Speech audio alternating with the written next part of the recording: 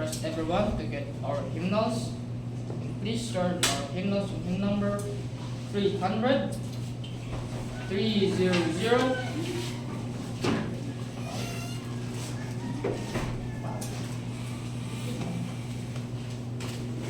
Hymn number 300.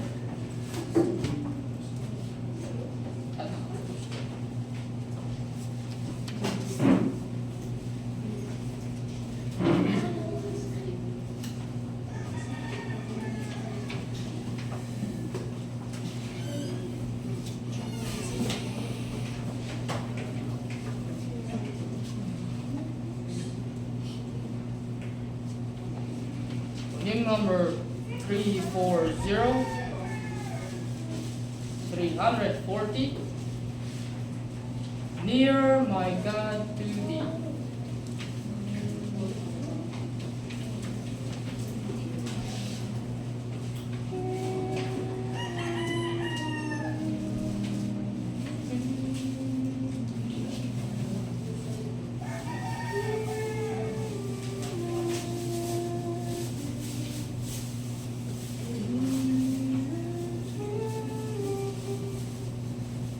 Near my God.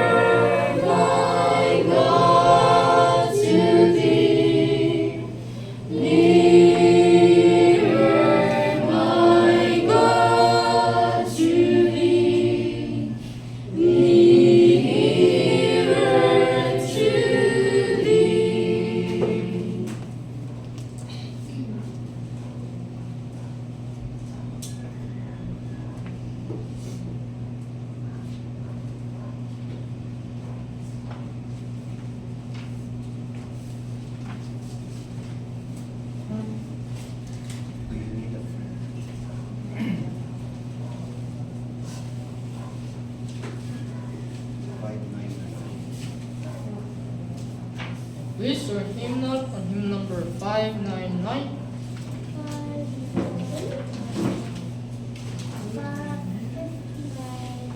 Do you need a friend? 599.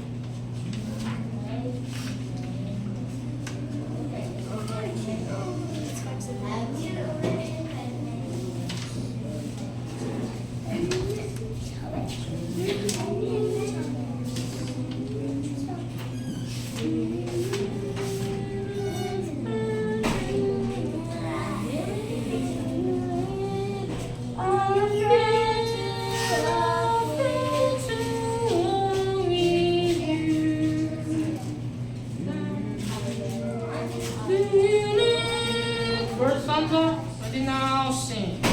Do you need a friend to walk with you as you travel on your way? Then you need to know my Savior.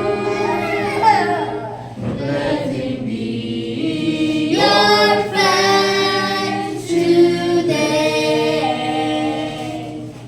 As I walk life's pathway in this pilgrim of life, I will meet many troubles, many sorrows, much strife.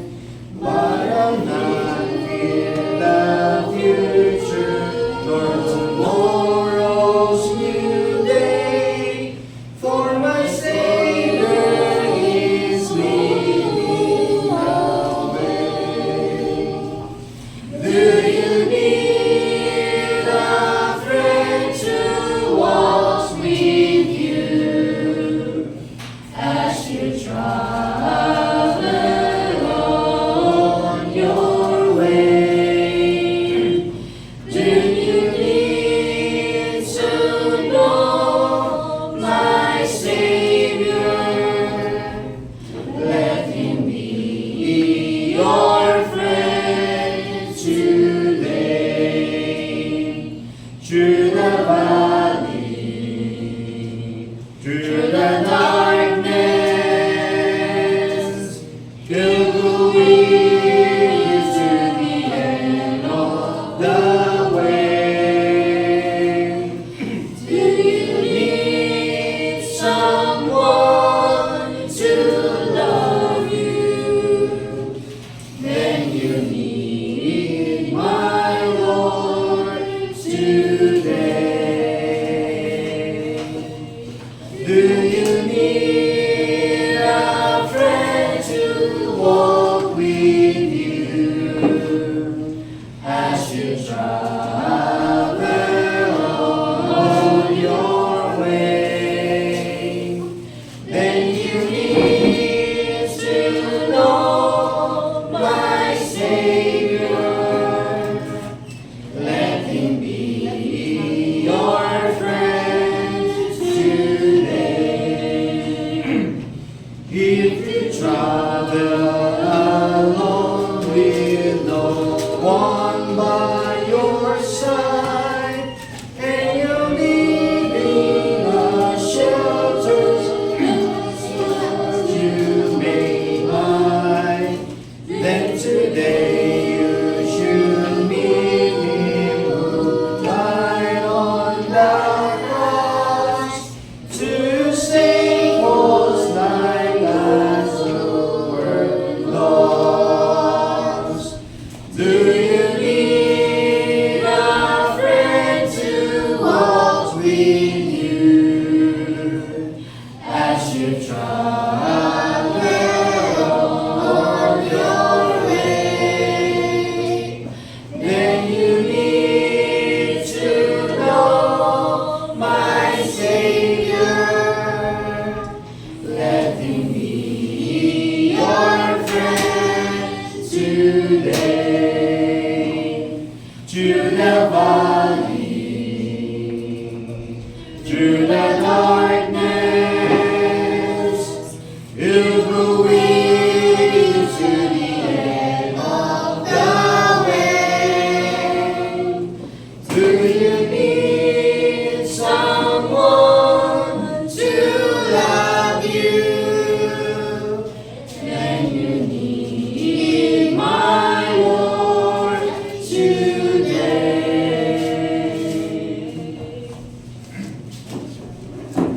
us prepare again our hearts and minds.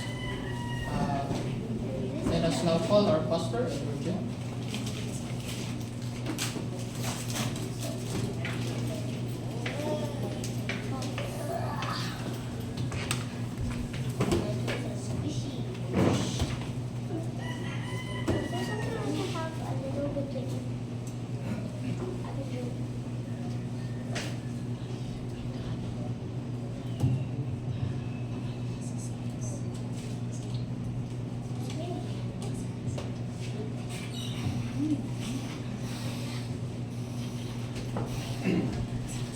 You get the chair coming, Joe. Let's open our Bible in Proverbs chapter 10. Oh, sorry. Proverbs chapter 9.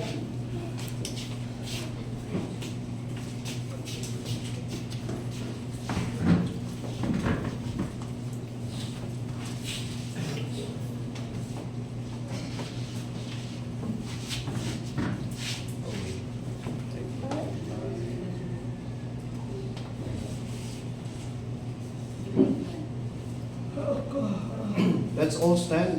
Let's read these verses. Beginning Proverbs 19. 19.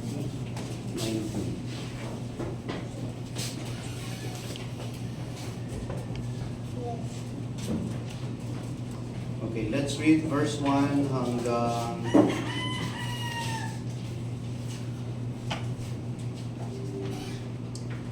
19. Okay. Joe, you read verse 1.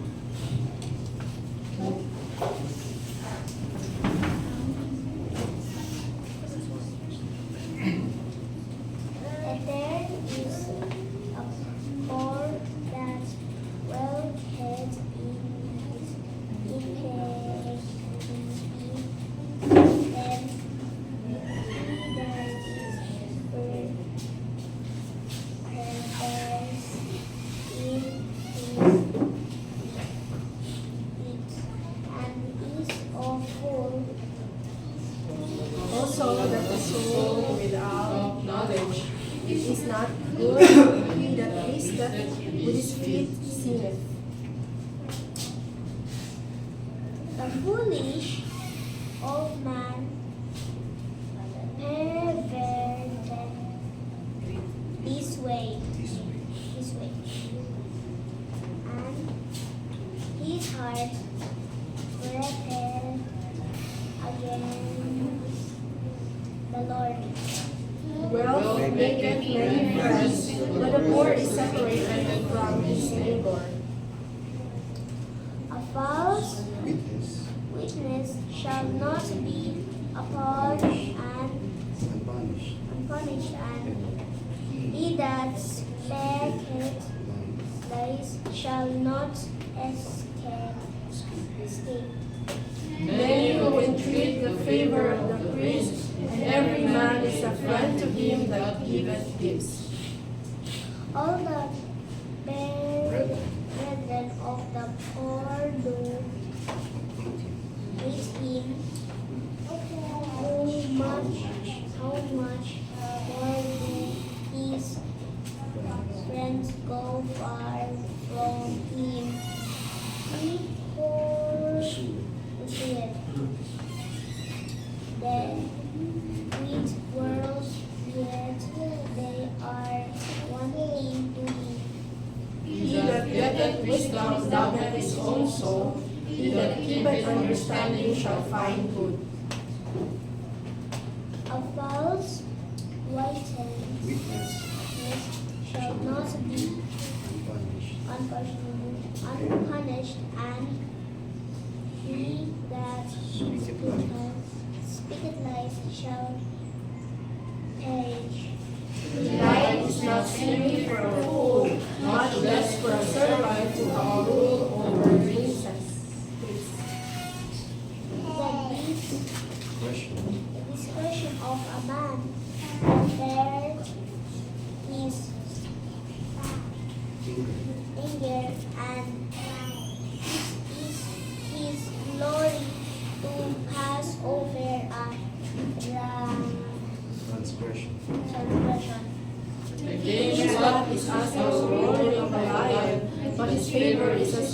upon the grass. A loafy, Foolish. a foolish son is the calamity of His father. his father, and a Intentions. contention of a wife or a continual drawing. House and riches are the inheritance of fathers, and a prudent wife is from the Lord. Slothfulness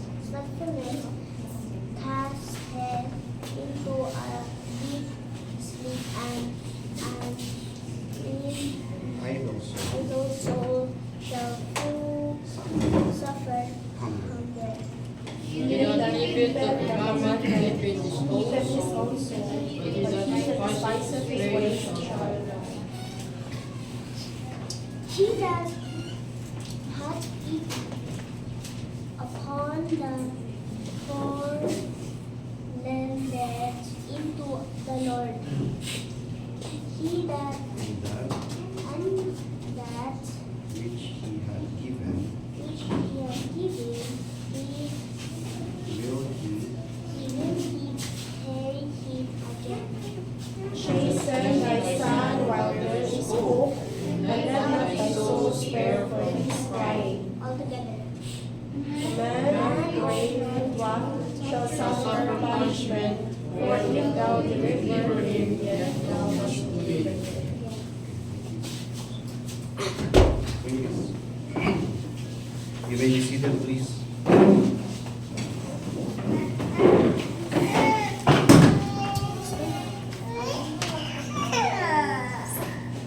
Let's sing another hymn.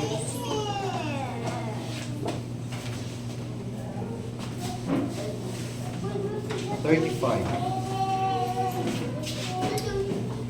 35. Come we that love the Lord. Okay, first verse now, sing. Come we that love the Lord, and let our joys be known. Join in a song with sweet accord. Join in a song with sweet accord. And dance all round the throne, and dance surround the throne. We're marching to Zion, beautiful, beautiful Zion. We're marching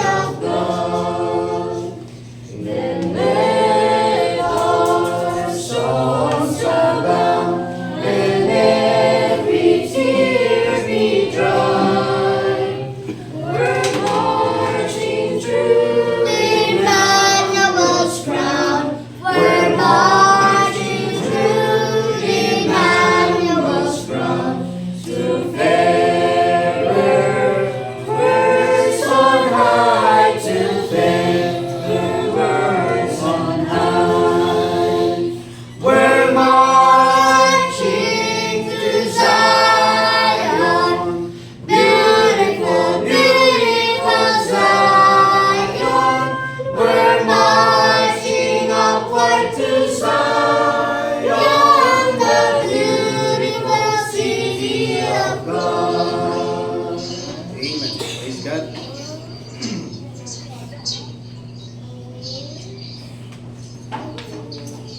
Proverbs chapter 19, then we read verse 18.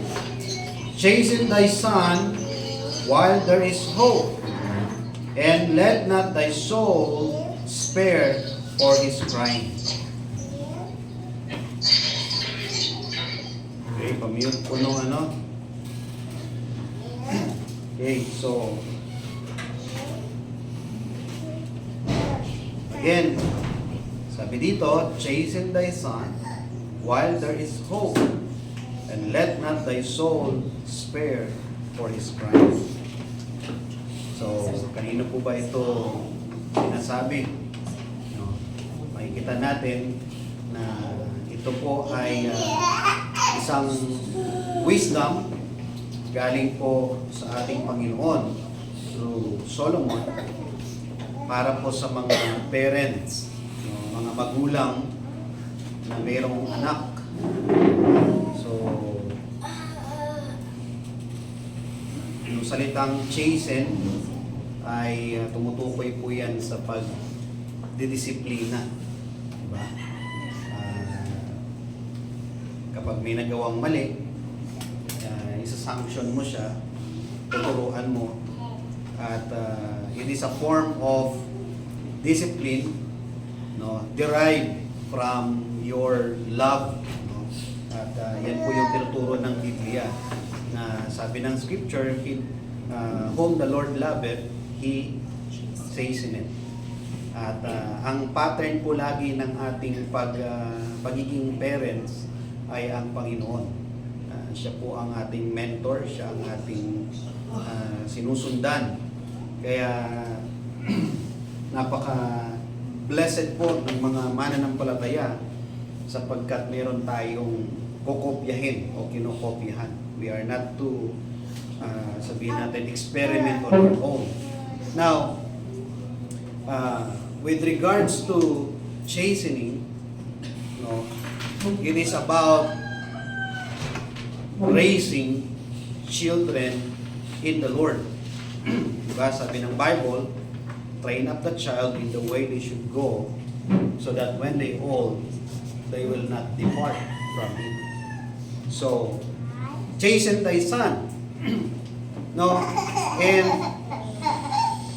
what we can see, brethren, is that there is an importance of timing. Dito, hindi ko lang nakikita, hindi lamang natin makikita yung pagdidisiplina, but also the timing when should be the discipline takes place. You know, timing is one of God's greatest principles. No? Kung titingnan po natin sa scripture, no, teaches us that life operates in season. Ang buhay po natin, when we talk about timings, sabi sa Ecclesiastes chapter 3, verse 1, to everything there is a season and a time to every purpose under heaven. So may timing po yan ang lahat-lahat sa buhay natin dito sa mundo. God sets timing. Okay? It is no difference in raising children. It is not only about love, provision, protection. It is about acting at the right time. Okay? So, the Proverbs 19 verse 18 warns the parents that correction must be done while there is hope. No, sabing habang may pag-asa pa. Okay? So, yung salitang while there is hope implies that opportunity can be lost or can be diminished. Yung pagkakataon mo ba na isagawa ito, pwede mo ma-lost. No? Mean to say, importante yung timing, kailan mo ba gagawin yung pagdidisiplina. No? It is not only referring to those who are parent, but even to those who are young generations, yung mag-ano pa lang, papasok pa lang dito or looking forward to be a parent someday. And even you are not parent yet, or sabihin natin hindi ka man magulang, knowing this adds to your wisdom para naman you will be a help to those someone na pwedeng makinig sa'yo at mapayuhan mo. Di ba? So, napaka-importante ng timing even in discipline. Okay? Kasi baka inisip natin na saka na muna yan. Yung bang pinagpapaliban natin na disiplinahin yung ating mga anak ay baka yung pag-asa natin na matuwid pa sila ay hindi na natin ma-achieve. Because God sets timing. No? There is timing. And you can see the importance of timing. Kaya sabi dito, chasten thy son while there is hope. So, may different kind of chastisement. Yung level ng pagdidisipline natin sa ating mga anak ay iba-iba yan. No? Kapag sila ay katulad pa ni Dael, hindi mo pwedeng basta papaluin yan. Di ba? Hindi niya naman maiintindihan yung palo eh. Diba? Hindi niya maiintindihan yung mga pangaral mo. Okay? Ang kailangan mo sa kanya ay gamitan ng mga lingwahe na maiintindihan niya. So, you have to study. So, part ng pagiging trainer is to learn how to communicate with your students. Diba? As trainer, dapat alam mo kung paano nila maiintindihan yung ituturo mo. Because teaching them, neglecting them, yung negligence o pabayaan mo na maintindihan nila o hindi is a waste of time. No? Losing so much opportunities. So, there is a season to plant, there's a season to shape, and there is a season to correct. Mean to say, if the season is ignored, hope becomes distant. No? Kapag yung pagkakataon na yan ay pinalampas mo, inignore mo, possible that your hope to correct your children and their errors will be lost, or maybe sabihin natin far from what you are aspiring of or for. Ba, nag-aspire ka ba na ituwid yung anak mo? Eh, kapag pinalipas mo, inignore mo yung time ng correction, yung timing, eh baka mawala na yan. O hindi mo ma-achieve. You know, kailan ba natin dapat isagawa ang pagdidisiplina? You know, when the child is still learning, no, teach them obedience. Yung mga anak natin, yung mga bata na nag-aaral pa silang matuto, ibig sabihin, they are still learning. Yung mga may edad-edad na, marami nang natutunan yan. Pero yung mga bata na maliliit pa, they're still learning how to walk, they're still learning how to talk, they're still learning how to behave. So, while they are learning, teach them obedience. Yun ang una mong gagawin. Yun yung una mong titingnan. Paano ba ito sila susunod? Okay? Kasi their nature is to disobey. Tama? Tulad natin, our nature is to disobey. You are not to teach them disobedience because it is natural to them. It will just come out from their actions. No? Kaya wala pong University of Disobedience. Diba? Walang elementary of disobedience, high school of disobedience, ano pa, college of disobedience. Walang ganon. Hindi natin kailangang i-enroll sila sa ganong eskwelahan. Bakit? It will just come out. Because that is natural. Tama? Ang kailangan natin silang i-enroll at ipasok sa isang programa na tayo rin ang magde-decide apart from the common educations is to teach them how to obey the Word of God. Tama? It's not, teaching them obedience is not focused on obeying you, obeying other people, but teaching them to obey the Word of God. No? So, part of the will of God is to teach them to obey your parents. Diba? Children, obey your Parents. in the Lord. Tama? So, obeying their parents is in the Lord. Hindi yung para lang iserve sa sarili mo na obey kasi tatay mo, kasi nanay mo, sundin mo. Hindi ganon.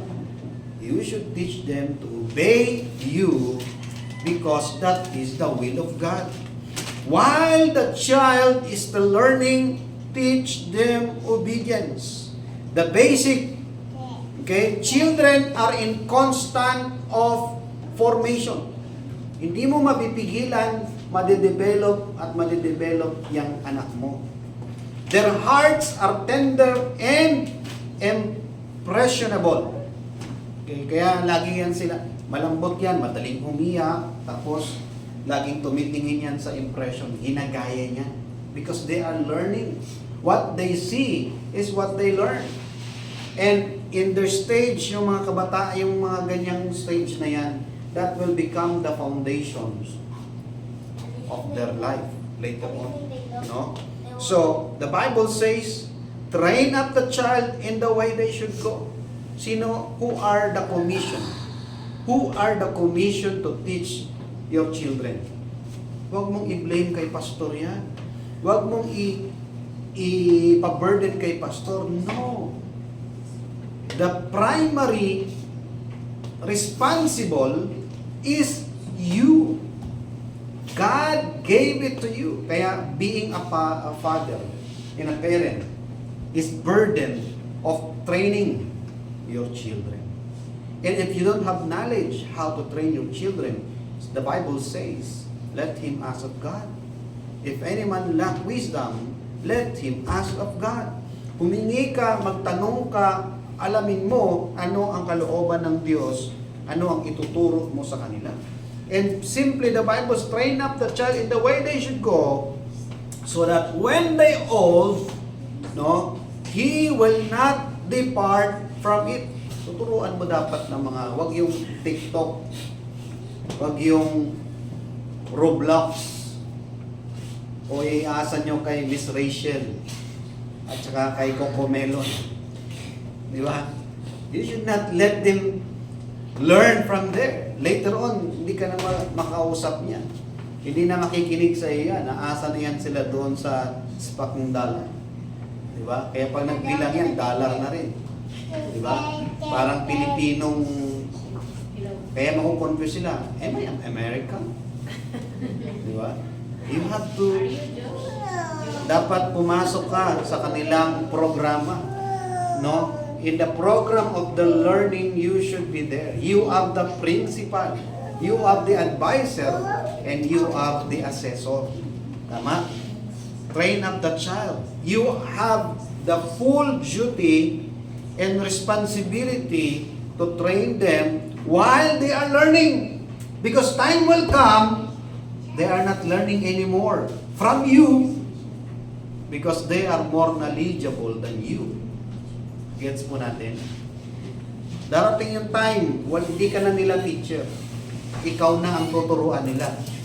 Daddy, I know it very well. Huwag mong hintayin dumating yung panahon na yun. Wala ka ng pag-asang magturo kasi ikaw na yung na-over knowledge ka na nila. No? Children, obey your parents in the Lord, for this is right.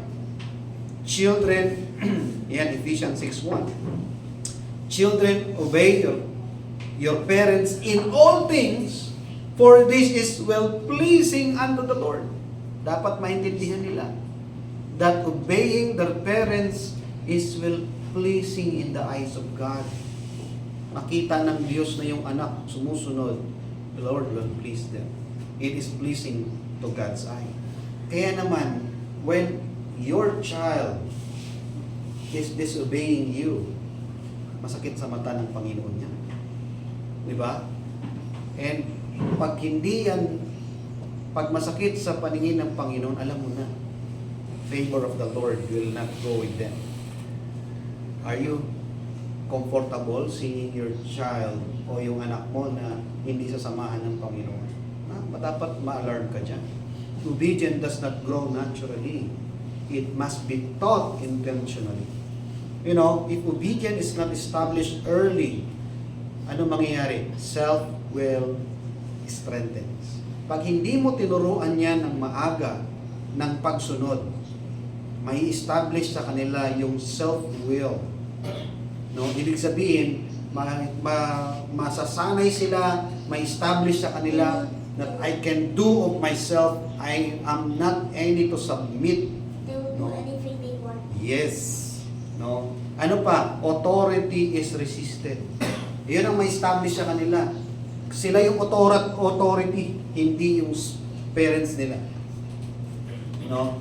So, they will resist to the authority. Bakit? They are used to learn of themselves. Wala nagturo sa kanila na sumunod. No? And correction later becomes confrontation. Darating yung time, yung pagtutuwid sa kanila, hindi na pagtuturo, kundi pagko-confront. No?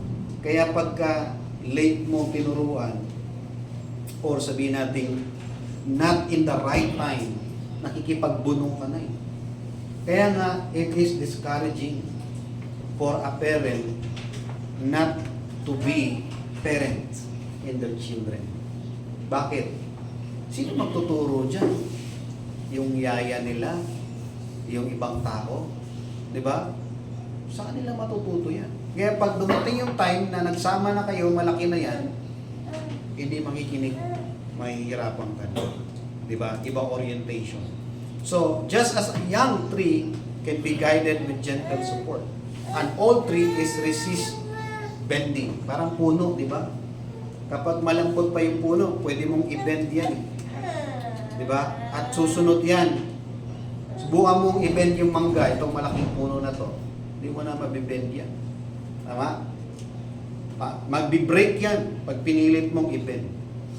Nag-gets po natin mga kapatid. So, the timing in teaching them is when they are still learning. You know, God Himself teaches obedience early to His children.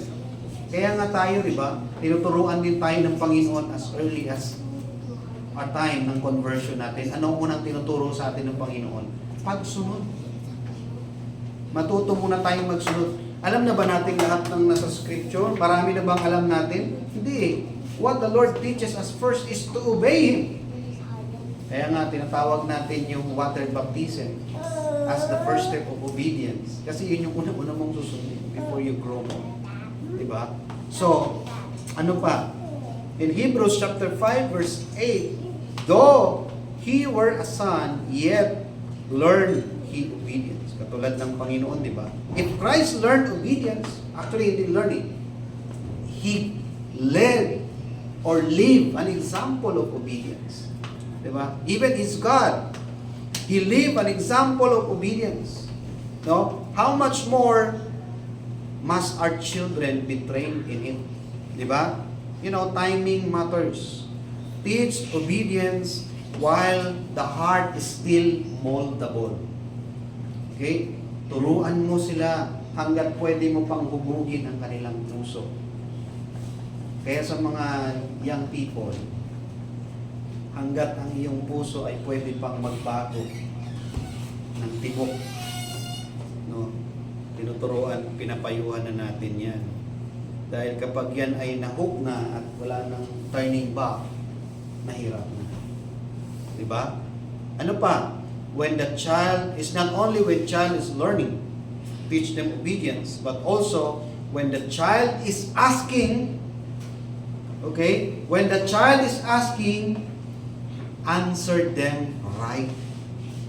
No? Kapag sila'y nagtatanong, sagutin mo sila ng tama.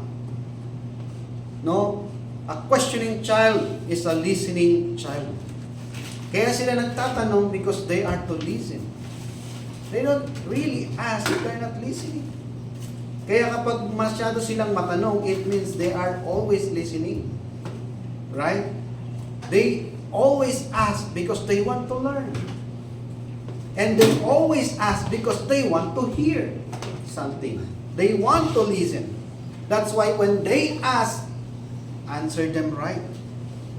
In Deuteronomy chapter 6, verse 6 to 7, and these words which I commanded this day shall be in thine heart, and thou shalt teach them diligently unto thy children.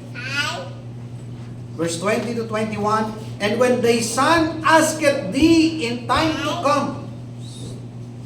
Deuteronomy 6, 20, 21. And when thy son asketh thee in time to come, thou shalt say unto thy son. Ibig sabihin, sagutin mo sila ng tama. Okay? Answer them right. God knows the questions of children. He commanded parents not to ignore them. So when they ask, why do we pray? Diba? Tinanong na ba kayo? Nagtatanong ba yung anak niyo? Bakit ba tayo kailangan mag-pray? Diba? Why do we pray? Who is Jesus? May mga ganyan tanong eh. Bakit ito mali? Why is this wrong? Just last night, while we are on the way to Brother Joey's house, Joseph kasi kasama ko dahil wala yung mami, hindi, yung si Dael, hindi pa ganun ka-okay yan. So kami lang ang pumunta ni Joseph. And Joseph, madaldal siya sa sakyan. No? And he threw me so many questions. Hindi ko nasagot. Dami kasi. Sabi ko, don't worry, I will answer that later on. So I have to search. You answer? Did I answer yan? So, those moments are driven by appointments. Yung mga ganong situation. Alam ng Panginoon yan.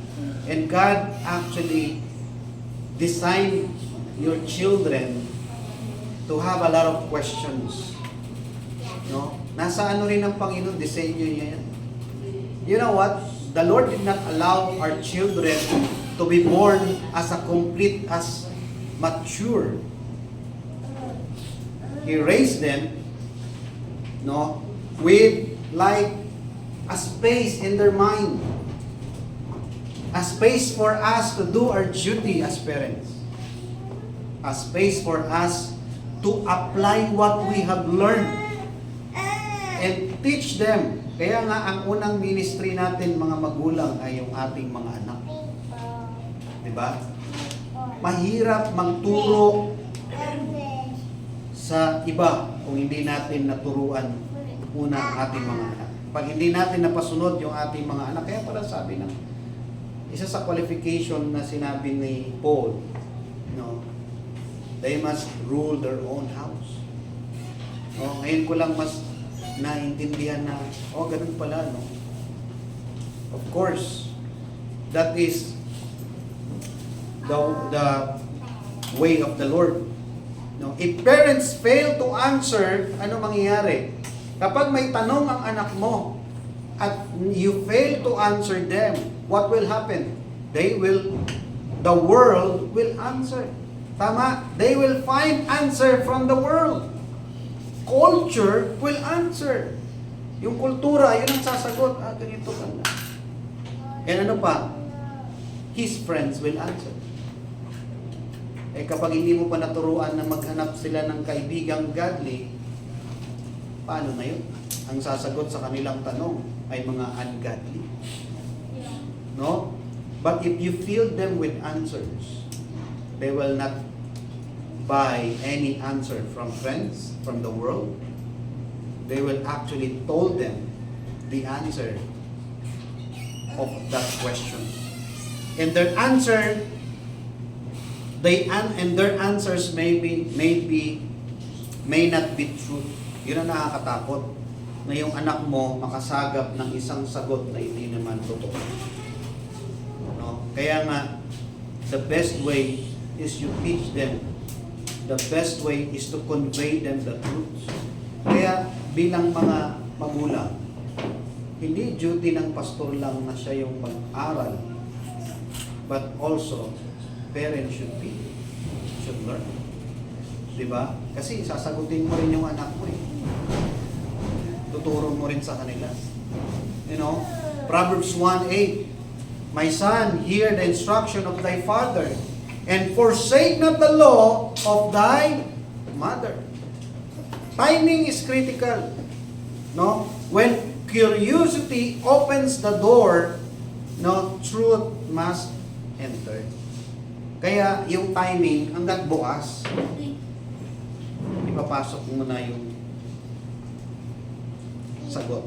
So, timing, the importance of timing in raising our children. Yung sinasabi dito ulit sa ating text.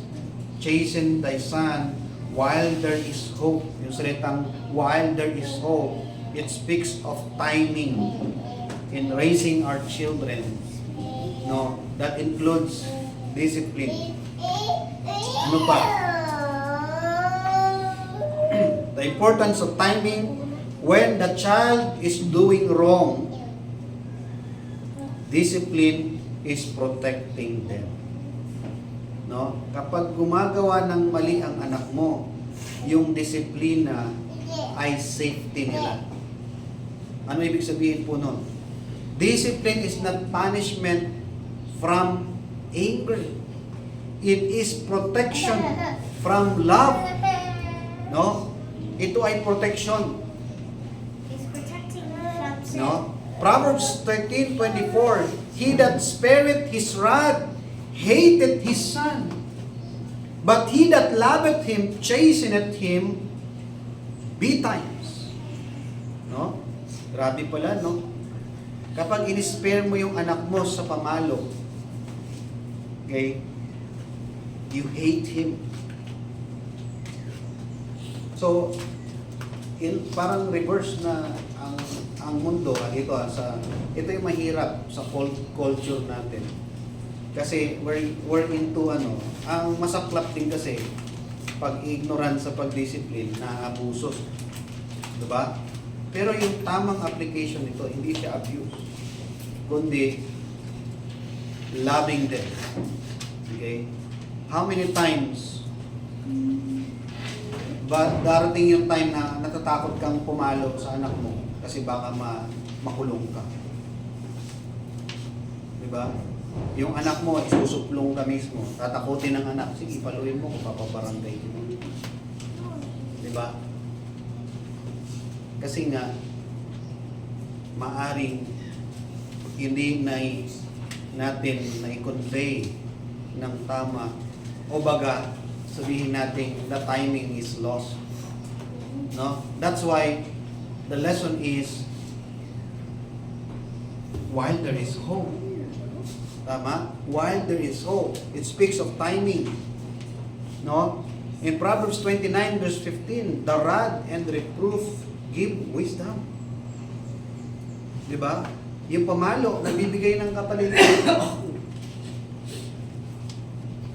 So, nung hindi ko ito nababasa, ang intindi ko sa palo, takot lang. No, I remember nung bata ako, pinalo kami ng tatay namin, tapos tinanong kami ng tatay namin. Sabi niya, sino pumalo sa inyo? Ang sagot ko, ikaw. Kasi sakit talaga eh. Sino pumalo sa inyo? Ikaw. Sabi ng tatay ko, hindi eh. Yung mali nyo. Nakukonfuse ako kung sabihin nyo. It makes sense now. Diba? It makes sense. So, dapat mai-convey natin, may turo natin maigi sa kanila that discipline is protection. Kasi we are not to allow them or we are not letting them to think that what they're doing is right. Diba? Hindi natin nahayaan na yung ginagawa nila ay tama. Yung pala, mali na pala. Because when they're not teach, they're learning their own things are right. Pag hindi nila naintindihan yan, no, isipin nilang normal yung ginagawa nila. You know, the rod and reproof give wisdom. Kaya ang dapat nating matutunan pag nagdidisiplina tayo, we are not driven by anger, but we are driven by the purpose of correcting them, by the purpose of teaching them, because there's still hope.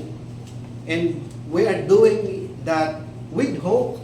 Anong hope natin? We cannot guarantee naman by ourselves na sabihin natin, oh, kasi ganito, sigurado nang gaganda ang buhay niyan at matino yan. No, we cannot guarantee that. What we are actually holding is hope that they will learn. No? Umaasa lang tayo. No? Notice the word be times. Ibig sabihin nun, early and promptly. No? You know, delayed discipline allows what?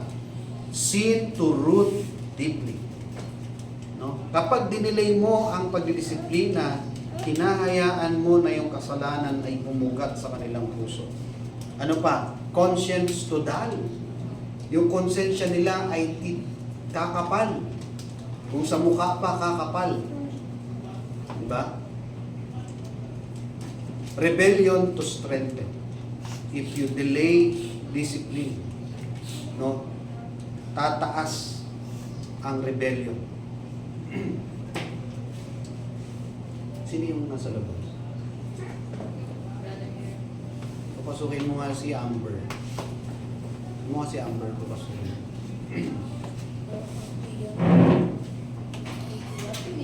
Correction hurts temporarily, but neglect wounds permanently. Diba? Alam nyo, yung pagtutuwid, ano lang yan? Pansamantala lang yung sakit na na-feel nila. Pag binalo mo yan, or meron ka namang sanction. Ang discipline kasi hindi lang palo. Ibig sabihin, sanctions. Pag sabing sanctions, ito yung naglilimit sa kanilang gawin yung mali.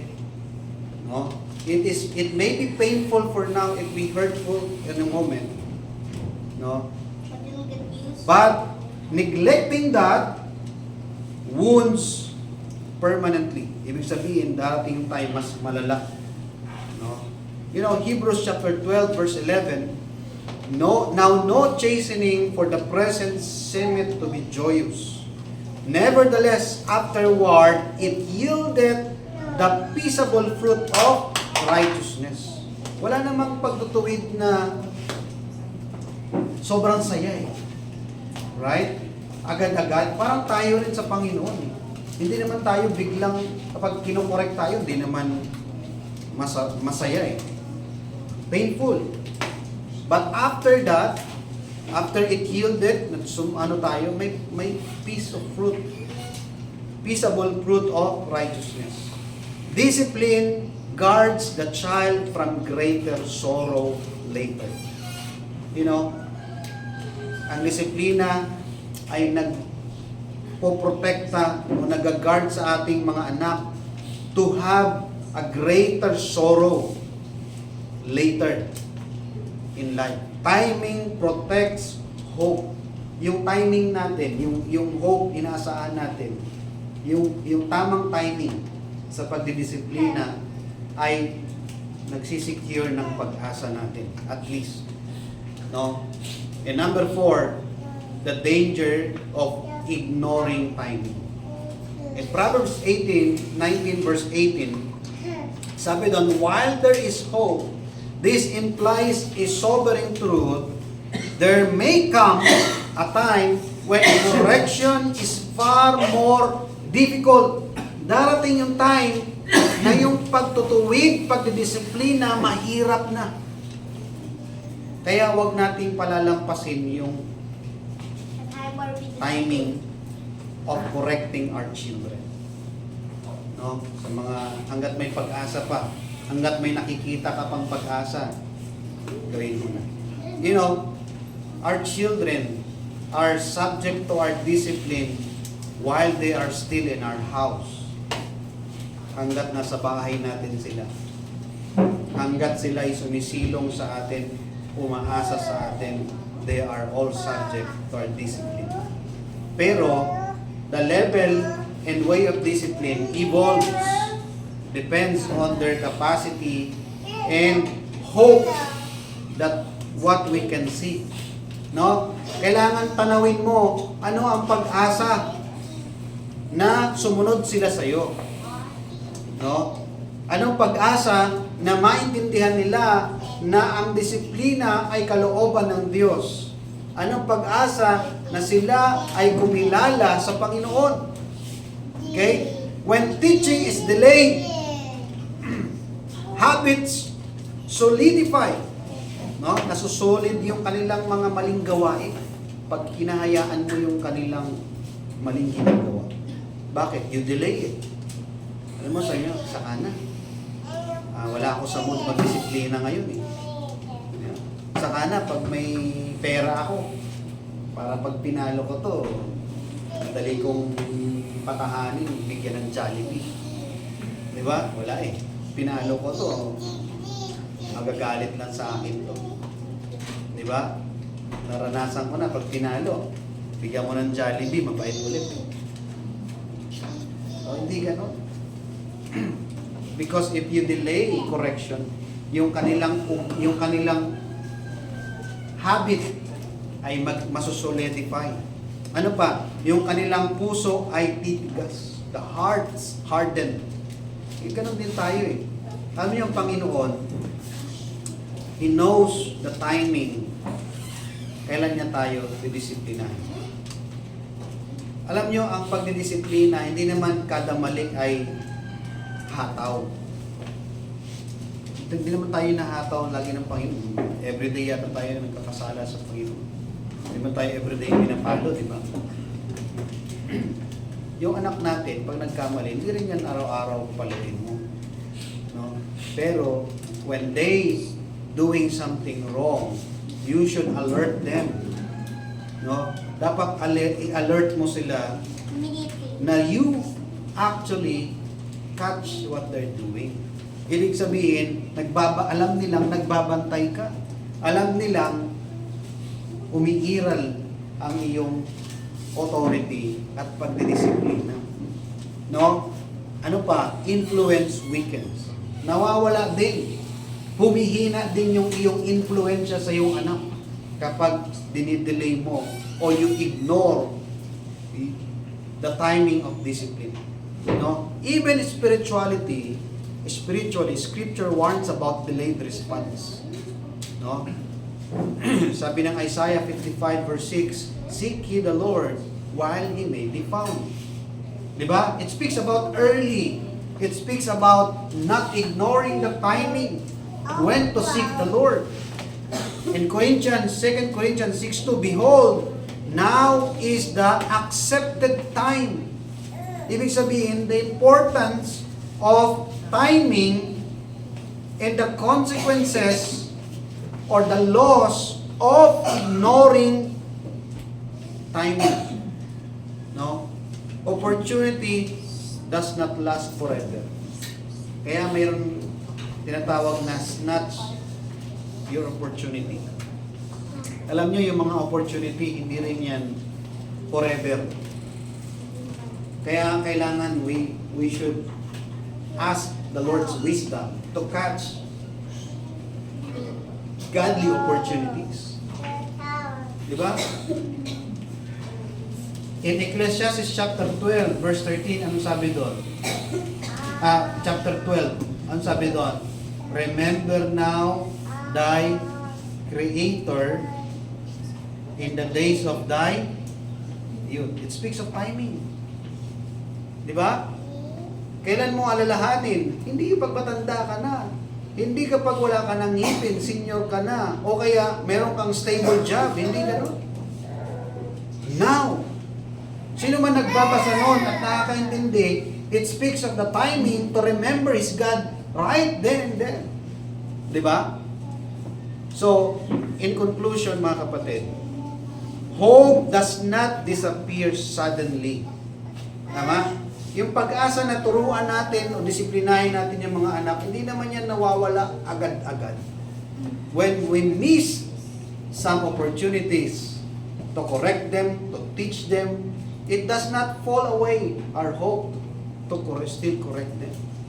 Kaya nga sabi niya while there is hope, it doesn't matter, hindi po ito nagmamatter doon sa kanilang edad ngayon. Kundi nagmamatter ito sa pag-asang meron ka pa. Nakuha niyo po mga kapatid? Sa pag-asang meron ka pa, sa opportunity na meron ka pa. We are not saying, kasi 12 years old na to, 15 years old na to, so therefore, wala na akong pag-asang turuan to. Hindi ganun. It speaks of the hope that you have, that remains. No? Kasi ang pag-asa natin lang naman galing sa Panginoon. Right? But as long as we have opportunities, hope does not disappear suddenly. It fades gradually when timing is neglected. Okay? Alam nyo, pag sinabing timing, when you catch your child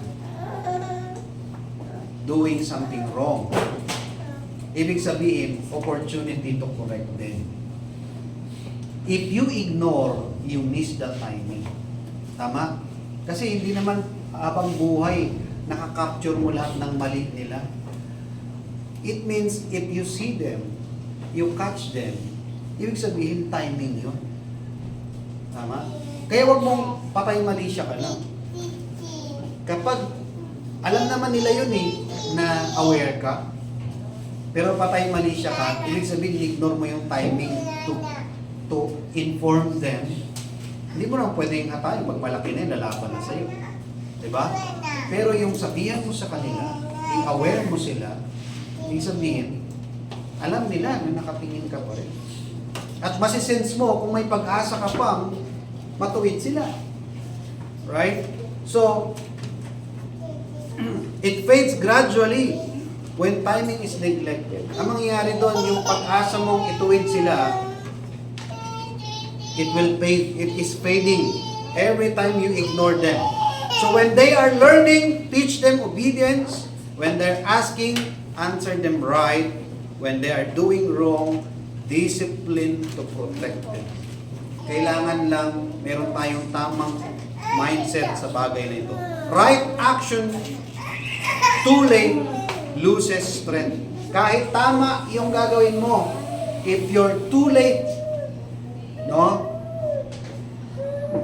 Halimbawa, yung maling ginawa niya nung nakaraang taon, ngayon mo itutuwid. Di ba? Tama yung pagtutuwid mo, pero nakaraang taon niya pa nagawa, maring late ka na. Di ba? So, let us act while their hearts are tender, hanggat malambot pa yung puso, while their questions are sincere, right? Hanggat sincero pa ang kanilang mga tanong, kasi darating yung time, nagtatanong na lang yan para subukin ka. Nagtatanong lang yan para utuin ka, para lituhin ka.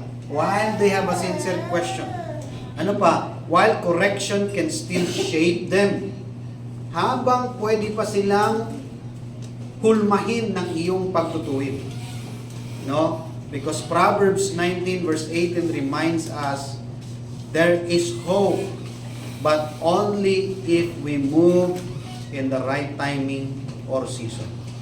Now, parents, no, are stewards of a sacred season. Children do not stay small. No?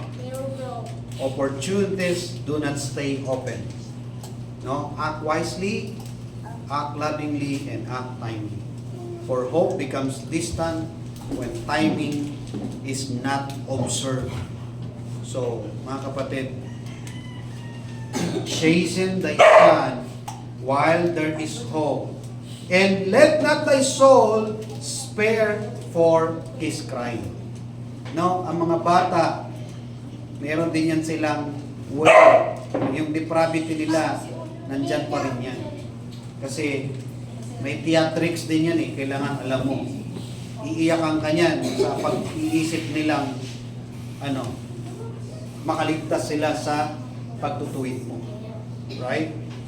Ganon din naman tayo sa Panginoon. May mga pagka alam nating mali, ano tayo sa Panginoon, minsan, no, that's our nature.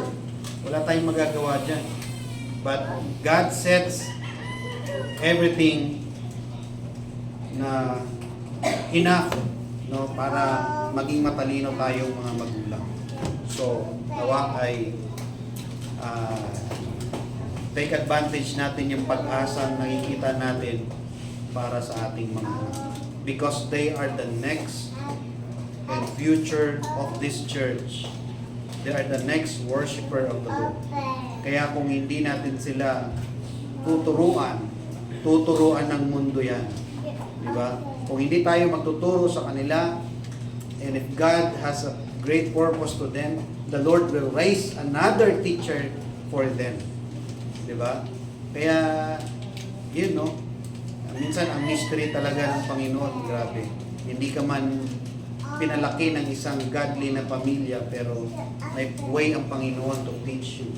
Pero, it is a great opportunity as parents na yung mga anak mo sa'yo rin matuto ng spirituality. Diba? And it is a shame when your children learn worldliness from you. Isipin mo, ikaw ang naging idol nila sa kasalanan. No? Nakakalungkot naman yan as parents. Let's pray. Panginoong Diyos, bagay at makapangyarihan sa mga. Patuloy mo kaming biyayaan na makita ang katalinuhang ito na amin pong kapilan ang aming responsibility bilang magulang hanggat may pag-asa pa para sa aming mga anak. Salamat, Panginoon, mas nagiging makabuluhan at may kahulugan ang aming pagsumikap na maituro sa kanila ang iyong mga salita at maipasa sa kanila ang pananampalatayang ibinigay mo sa amin at pinayakap mo sa amin. Purihin ka, Panginoon. Abutin mo po ang bawat isa at makapagsimula at makita, buksan ang aming paningin sa mga pag-asa pwede pa namin maisagawa para sa aming mga anak. Purihin ka, O Diyos. Lahat ng ito ay aming dalangin sa pangalan ni Jesus. 576. We will glorify. Ready now, sing. We will glorify the kings of kings. We will glorify the